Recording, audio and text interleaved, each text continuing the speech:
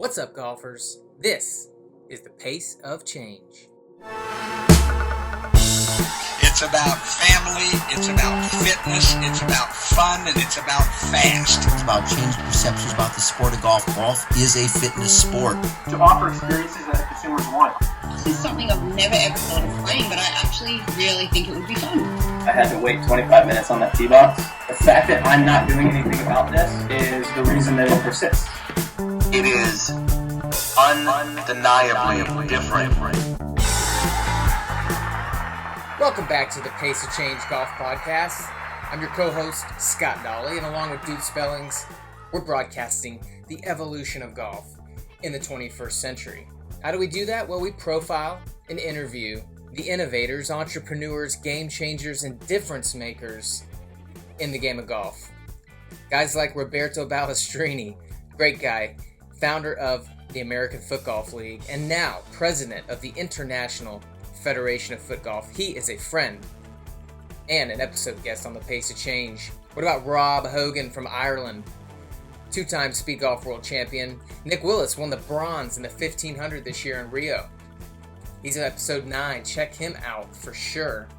Brett Blakely, founder of Encore Golf, maker of the best golf balls in the game right now. What about Rob O'Laughlin, founder of Soft Spikes? If you wear golf shoes, you're probably wearing Soft Spikes. A couple billion of those been sold. Today, we've got a great guest for you. Alex Van Alen, founder of FlingGolf. What is FlingGolf, you ask? Well, think lacrosse and golf. That's right, these days, you take one sport, you add it to golf, and you got another one. That's the amazingness of the game that we love. Hey, thank you to all our sponsors and podcast affiliates like Links Run, an innovative racing group offering golf course running events. Sterling Irons, makers of single-length irons. They have perfected the art of single-length irons. You should check them out. Jacob Bowden, the co-founder, was on our podcast. LaserLink Golf, Hazel.com. Founder Brad Powers is on our website. A new way to take lessons online. Like I said, Brett Blakely, Encore Golf. Taylor Brands. You need a logo? You can get it done with Taylor Brands. They have artificial intelligence engine that helps you do it in minutes. Strikingly.com. Build beautiful websites in minutes, just like the one we have here.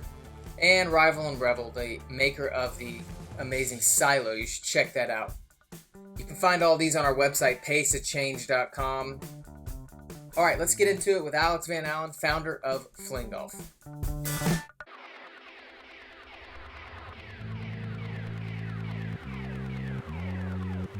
Well, I grew up outside Philadelphia, and I grew up playing golf my whole life. My dad's a big golfer, and my family, extended family, is a big golf family.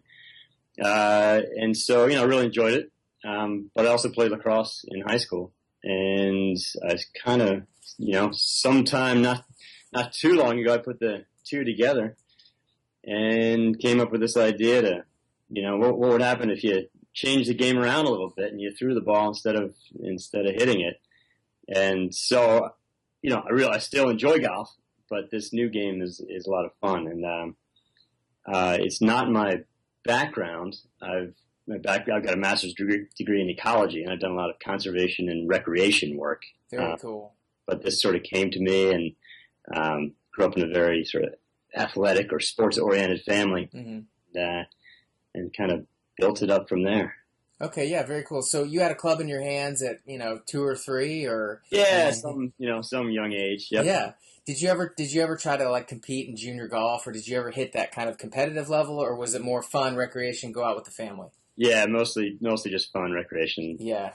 What kind of handicap do you carry in traditional golf? Yeah, I'm about a 16, 17 handicap. Okay, good. Yeah, so you're out there having a good time. Yeah.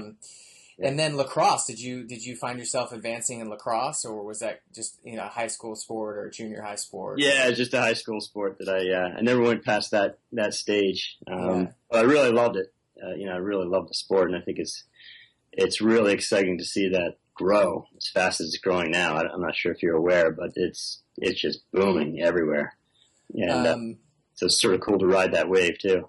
Yeah. So you've got a master's degree in ecology, and does any of that include engineering? Because you engineered the stick, didn't you? Yeah. No, I created the stick. No, I'm not an engineer by any means, but I worked with engineers. I worked with product developers to work on the stick and industrial designers to finish it off as well. Did you build the original kind of prototype that you then took to them to do that? Yeah, exactly. Walk me through that process. So, I want to go back to the moment of inspiration, the moment of inception, like where the idea hit you. What was going on at that time of your life? Yeah, that's a good question. I mean, I think I'd always sort of had it somewhere in the back of my mind, but it was about maybe a little more than 4 years ago that I really started thinking I could do something with this. And I started, building a couple little things to throw a golf ball around. And then I got a highlight basket off of eBay. I don't know if you're familiar with highlight. Tell me more about highlight. Yeah, I don't, I've actually never seen it live. Yeah. See videos of it, and they play it down in Miami and a couple other places. But basically, it's this.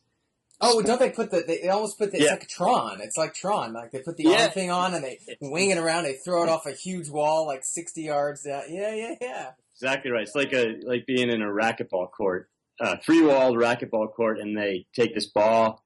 They've got this sort of basket scoop on their hands. Yes. One hand. And they throw it really hard against the wall and then catch it with the same one, throw it. And it's crazy. Super fast game. So anyway, I bought one of those off of eBay and I started throwing golf balls out of it on a soccer field. And it was so cool because I couldn't actually put it on my hand, but I could hold it in my hands and I would swing this basket. It's called Cesta. And I was throwing the golf ball about 80 or 90 yards, getting different spins on it. And that was a cool thing because I could really shape the shot. Yeah. So, and getting, backspin on it, getting a draw, getting a fade, depending on how I throw it. You could throw it really high or do a line drive. Yeah. And so I was like, wow, if I can do this 80 or 90 yards, I'll bet I could build something that I could throw a golf ball 200 yards. Yeah. And that was sort of my holy grail, was to get something that, create something that I could throw a golf ball 200 yards. Yeah. And I did that. It took about a year and a half of prototyping and really just going, I don't know, maybe 28, 30 different prototypes to get to that point, get the angle down right, get, all the pieces together to make it work. And finally I got to that point where I could bomb it about 200 yards. And I've been out with guys, with pro lacrosse players now, throwing it 250 yards. Are you serious? It's pretty impressive to watch. Do you feel like how long is the stick? How many inches? We have we sell three different sizes, 41, 44, and 47 inches. And so the length of a driver is about 45. Yeah. So you got one that's a little bit longer than a driver, one that's a little bit shorter than a driver. Yeah. Yeah, something like that. And we have shorter ones and longer ones as well for, some big guys like a really long one. Can really get the stick around.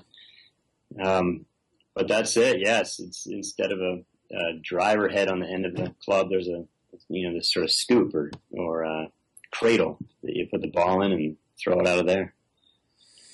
And so do you still have a full-time profession or a part-time job in ecology, and this is something you're doing on the side, or have you now transitioned and this is your full-time passion, profession, and what you're moving forward with? This is it. I've been all in for a couple of years now, and going full force. I even have, I got a GM who works with me, and we do all the sales, we do all the production. We got a whole team of, other contractors and stuff like that, but, we're just pushing 24 hours a day, and it's fun to see. So 2012 was kind of that was the year that this all started for you?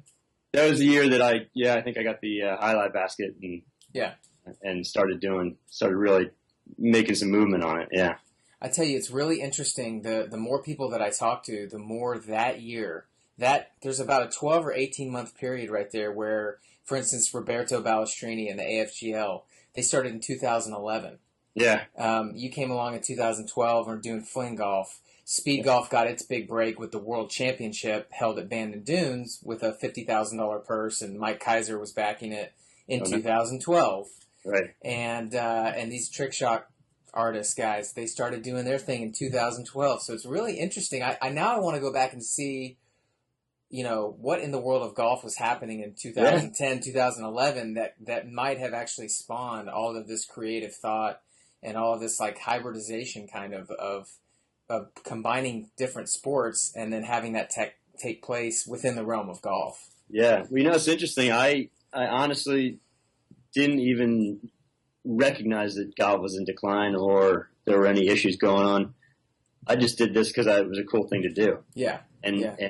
So I wasn't really starting out. I wasn't even really trying to solve a problem. I was just sort of going out there and having fun. And has that changed? Oh yeah. Now it's very clear that there's as you know, and everybody knows now. Golf has been in decline, and the golf course owners have seen a big decline in their their customer base and their rounds. And so, that really spurred me on to make it a business and to really grow it as a business. Cause I saw the need, there was definitely an issue that needed to be taken care of. So if I could do something that brought a lot of fun to the world and solve a lot of, golf course owner issues at the same time, why not make a run at it? And it seems to be going pretty well. So let's go back to after you've developed the stick or you've got a working prototype, a working model. What was the first step that you took in order to reach out to a golf course? I mean, did you write a business plan and did you do all that kind of stuff? Did you develop a strategy or did you just say, let me go try and proof of concept this and see if we can offer it at one golf course and see who would pick it up and try and play it? Or did you try to put together some sort of demo day where you did it? What was the first thing that you did to try and get the word out about FlingGolf? Yeah, the first big thing I did was I'll back up a little bit. Yeah. Soon after I'd gotten a prototype where I'm pretty close to where I wanted it, I met with a guy named Walt Lankow, who was the president of the National Golf Course Owners Association. And he happened to be up near Boston as well. So we met, I showed him what I was doing and he got really excited about it. And so I thought, hey, that's cool. If there's a golf course owner who's excited about it, sees the possibility of, helping the industry. And so I brought it to the National Golf Course Owners Association annual conference down in Orlando in early 2014. Okay. And that was my sort of opening. Yeah. Actually, didn't have them for sale at that point, but I brought it to them to get feedback and get their input on it. Mm-hmm. And I was really happy with the reception I got. I grew up with golf as being a little bit of it was an elitist thing. It was stuffy, and you had to have your protocol on the course, all the rules and all the rules and everything. So I didn't put a lot of hope in the golf course owners saying, "Oh yeah," welcoming it, but I've been really, really surprised at how most of golf is actually not elitist and stuffy. It's mostly pretty laid back, casual courses, and they're willing to try new things and have fun and let people have fun, of course. Yeah, what I'm learning is that the divide between when I first started getting into all of this in terms of alternative golf experiences, I kind of think that's the category that everybody's describing all of these different sports that are arising and different things you can do on a golf course. I'm seeing the divide widen between golf course owners and operators and golf's governing bodies, i.e. the USGA and the RNA. And, I suppose there could seem like there's some animosity there, or, why can't the USGA, get more behind what we're all trying to do when really they're tasked with protecting the tradition of the game of golf. That's what they're supposed to do. Yeah. And so I've had a lot of frustration with trying to reach out to them and talk to them about speed golf and how that's going to help improve the pace of play with really very little, feedback or response from them. Yeah. It's easy to get frustrated, but on the other hand, I'm starting to learn, wait a minute, that's not really their wheelhouse. That's not what they're trying to do. Right. But you turn over to the golf course owners associations and they're open to anything. I mean, if you can bring me more rounds of golf, if you can bring me more revenue, and it's not gonna disrupt core play and their core business. Yeah. 95 out of 100 of them are open to it. let's talk about this too, because one of the biggest issues in the game of golf is pace of play. It's just slow. People don't have 4 or 5 hours to play. And yes, it's great that fling golfers can come alongside regular golfers and get their round in. But talk to me about pace of play and fling golf. Yeah, well, it's a faster game than golf. It can be played faster, like we were talking about before. It can be played in the same pace and same foursome. But you only have one stick in your hand. It weighs about a half a pound. That's it. You just pick up the ball. You don't even take practice swings. You just, you just get up and throw it. You're not walking back to the cart to get your putter. It's all right there. So you can really move around.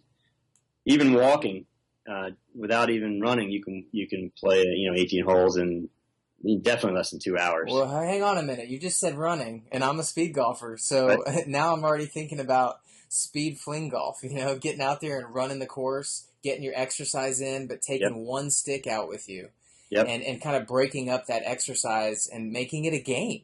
Yeah, exactly. Have you done that, or do you know people that go out and maybe jog around early in the morning and take their fling stick with them? Absolutely. I had one course even that was not sure if they've done it yet, but they were suggesting having fling golfers go off the back nine early in the morning just so they could know golfers ahead of them. They go run 9 holes before work. And get it in an hour and 15 minutes? Yeah, if you're running, it'd be less than that even. Yeah, absolutely. We go play speed golf, and even just jogging, you can play speed golf in 35 or 40 minutes. Yeah. So I would imagine with fling golf, where you just have one stick with you, you could go out and jog and do it at like a 10-minute pace or 11-minute pace, Yeah, that's right. And exactly. That's what we need to get across to our customers, is to get over that barrier.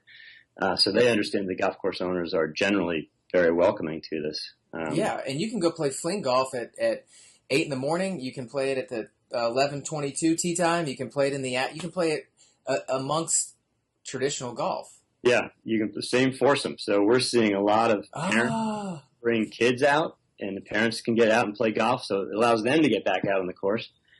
Give the kids a fling stick. I didn't even think about that. Yeah, that's brilliant. So the kids can come along. It takes them 5 minutes to learn how to do it. Well enough to get out there on the course. So they're playing along with dad, riding in the cart. And that's easier, at least getting started, that's easier than learning how to hit a golf ball as a young kid. Yeah. But now they fall in love with being out on the property and being out in nature and, being active. And before you know it, they've probably got a golf club in their hand. Well, maybe, yeah. It gets them out on the golf course. It gets them used to being at a golf course. Yep. And, you hear stories, or you hear the sort of theory that if you lose a generation of golfers, you lose the next generation. Right, because if parents aren't bringing their kids to the golf course, those kids aren't going to bring their kids to the golf course. There's a sort of a downhill spiral. So you got to figure something out. And the golf course owners understand this. I was just at a golf course NGCOA meeting. They understand that. You were up at the multi-MCO meeting, right? Yeah, exactly. Did you meet Dave Schultz? Name sounds familiar, but I don't. He's the founder of Reality Golf. He's got the indoor-outdoor concept. Did you meet him? Yeah, I think I spoke to him a little bit. Yeah. He was on the podcast a few episodes ago. Oh, was he? Nice. Yeah, he's a great guy. He's super excited about what he's trying to do with the indoor golf and hitting into the screen. Right. And then once you get within about 40 yards, you actually go up a set of steps and you go play on realistic greens. Yeah. It's all indoors, but you feel like you're outside when you go to the short game area. Yeah. Oh, nice. So he was up there as well. And Jay Karen has been on the podcast. We talk every month, and he's one of us. I feel like he's a guy on the inside that's one of us. He wants to promote whatever we're doing to help kind of grow the game and help out his association members. Yeah, absolutely. No, he gets the picture. No question. All right, so you went in 2014. You go to their annual conference. You have some success. You get great feedback and great input. And then what continues to change from there? What are some of the other developments that started to happen? Well, we put it out there sort of far and wide, and saw where it stuck a little bit, and we're having some good success in certain parts of the country and even across the world now. And so we're really focusing our efforts on those courses and those types of courses, as well as the players. And one thing we've really gotten into, so that first year, say 2015, we did a lot of work with the golf courses. In 2014, 2015, a lot of work with the golf course owners. And, what we heard more and more was, a bunch of courses would help us, push it and promote it and buying sticks and marketing it themselves. And of course, a lot of courses were like, well, if the players come, we'll welcome them. And so we took that and we figure, where are the low-hanging fruit of the players? And it's the lacrosse players. And it's the lacrosse players. Kids love FlingGolf, and they absolutely love playing it. So we've really been focusing more and more in that world. So you're making an investment in the youth. Yeah, absolutely. Specifically, the youth that are playing lacrosse. Yeah, I mean, anywhere, teenagers, even younger, up to 20-somethings is sort of our target. Mm-hmm. And the lacrosse world is a real good market for that, of course. It's growing very fast. And we're able to, we're partners with the Boston Cannons of Major League Lacrosse, and we're just now becoming official partners of Major League Lacrosse itself. So the whole league going national. And we think that's a real strong partnership, just to be able to reach out to those players. And it's exciting. Was that a strategy shift? At first, were you thinking, I want to try and get golfers to try FlingGolf? Or golfers that maybe lapsed to come back and maybe try FlingGolf? Was that the original strategy? And then because it sounds like, to me, it makes absolute sense to reach out to lacrosse players. One, because they'd be interested in that. Maybe they don't play golf, but now they'll come out to a golf course. But that's exactly why you want to do it as well. If we want to grow the game, we've got to turn around and look away from golf. And it's like a blue ocean strategy. You want to go out and reach. You want to reach the communities and the demographics and the markets that golf isn't reaching, and bring them to the golf course, which is exactly what you're doing to the world of lacrosse. Right. Well, so I'm sure you're aware, there are, what is a golfer? And then there's the core golfer, whatever is 9 million core golfers. I don't know what the numbers are. That play like eight plus times a year or whatever. Yeah. And we're not trying to convert them. And, we're trying to convert, in addition to lacrosse players who may have never been on a golf course before, we're trying to convert or introduce FlingGolf to the guys who, for whatever reason, they only play 3 or 4 rounds a year. Well, why aren't they going out and playing 12 rounds a year or 18 rounds a year? Well, for whatever reason, golf isn't doing it for them. Why do they get out there those 3 times? I don't know. Yeah. Wedding party or their whatever. Charity event or a corporate scramble or whatever. Yeah. So they know their way around a golf course. Yeah. And so they're used to that. And then you put a fling stick in their hand, and maybe it's more fun for them. They're able to pick it up a little quicker and get the skills more quickly than golf. And then they run from there. Okay, so let's change gears a bit. How proficient have you become at FlingGolf? What's the best round of FlingGolf that you've shot? Oh, wow, that's a good question. I'm not even sure I know the answer to that. But I'm about in golf, I'm about a 16 handicap golfer, right? And I shoot pretty much the same, maybe a little bit better with FlingGolf. Wow. And yeah, I'll tell you the reason for that is that even though I can't fling it as far off the tee as I can hit a driver, I make up for the score going towards the hole, because you're much more accurate in FlingGolf, and you don't get in as much trouble. So if you go in the rough, in golf, you've got to hit it out of the rough. In FlingGolf, you can pick it up and throw it out of the rough, just almost like you're on the fairway. Yeah. And, there are a few different rules than golf, much, much simpler rules than golf. Thank goodness. But yeah, exactly. But it allows you to sort of make up the score on those as you're approaching the green. And how about putting? Is that found to be similar in terms of how easy it is to putt with the fling stick? It's I find about the same. I don't know if you're familiar with it, but you don't actually hit the ball. No, I've watched the videos. Like, there's a couple ways you can do it. One, you can either you can roll it out a couple of different. You can toss it or roll it, right? From the channel, you can sort of twist your wrist and roll it out for a longer putt, or it's got a putting notch on the side of the stick, the side of the head of the stick. Yeah. And it's more like a hockey pass. You don't Yes. ball, you actually roll it Yes. with that notch. Okay. Yeah. Have you had events yet? Have you had any, you know? Yeah, there've been some small events here and there, and a lot of golf courses are having, you know, Thursday night fling golf and night fling golf and clinics and you know, sort of all over the country, different places, just having small events, but no league play yet. Yeah. Although a bunch of courses are talking about that, and we're going to be growing that as well. So is that something you want to help manage and grow? Yeah, absolutely. From a corporate perspective.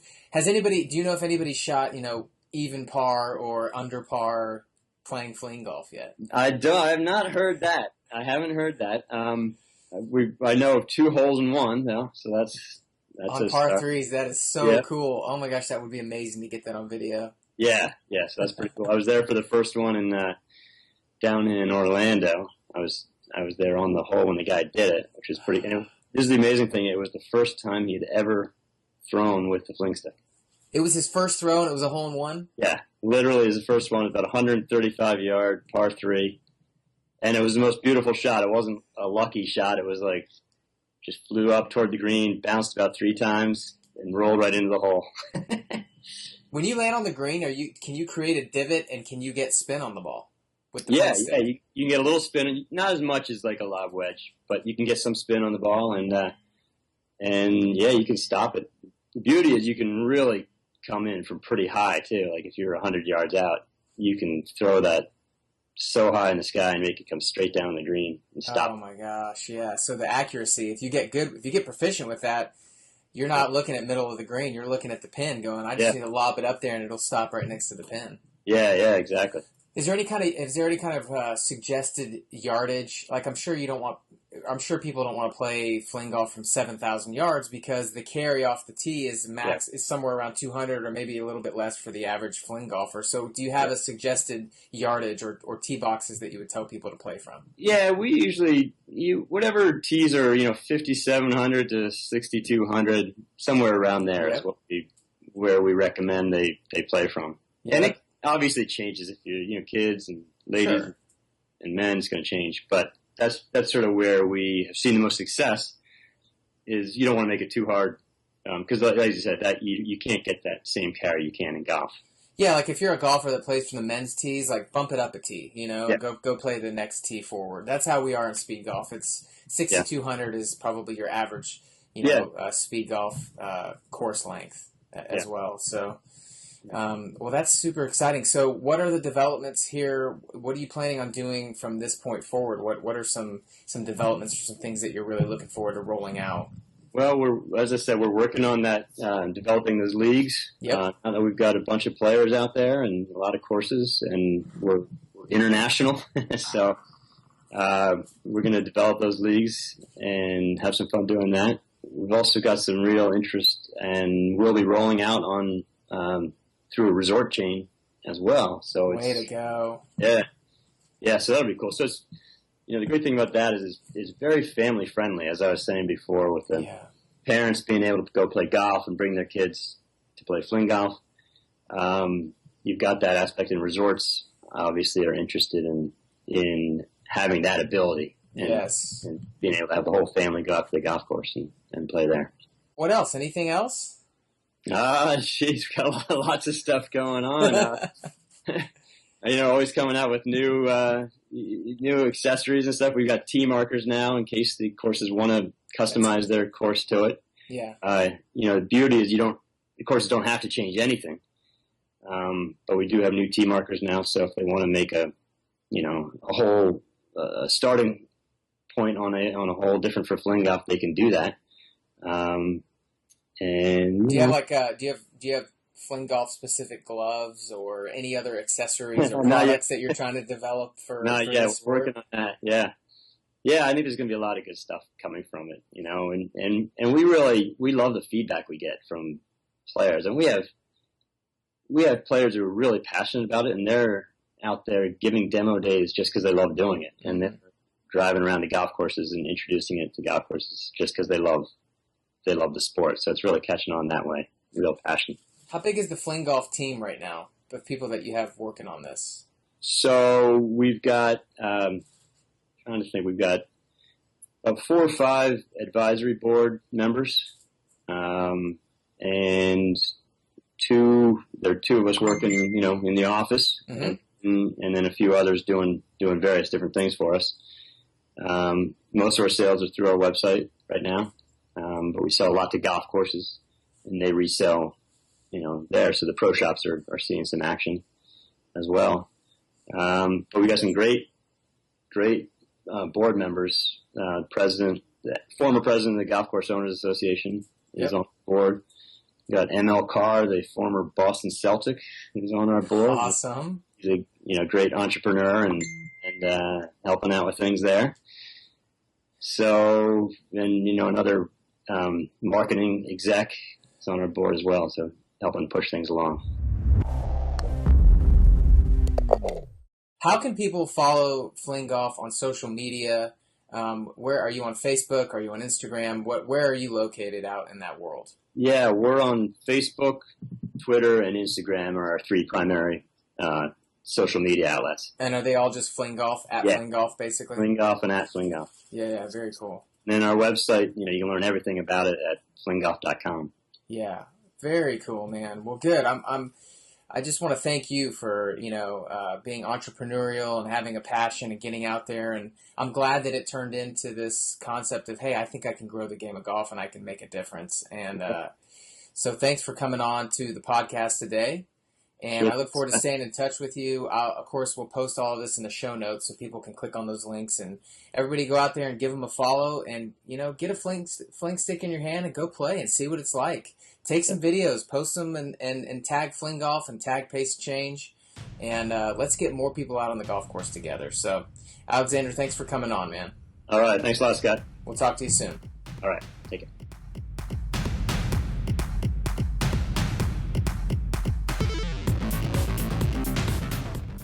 All right, episode 28 in the books. Hope you guys enjoyed our time with FlingGolf founder Alex Van Alen. He actually sent us a fling stick. I've had a chance to throw it around for a few days, and I let my buddies do it. It is a ton of fun. Go check it out at FlingGolf.com. Hey, we hope you enjoy our weekly podcast with the thought leaders, pioneers, and game changers in the golf industry. Thank you for listening. If you do it every week, thanks for being a fan. If this is your first time, head over to paceofchange.com. Check out our show notes where you can listen to the other 27 episodes that we have and the show notes as well. Hey, you can support our efforts as well by following us on Facebook /Pace of Change, over at Twitter at Pace of Change Pod. And like I said, visit our website, paceofchange.com, and sign up for our newsletter.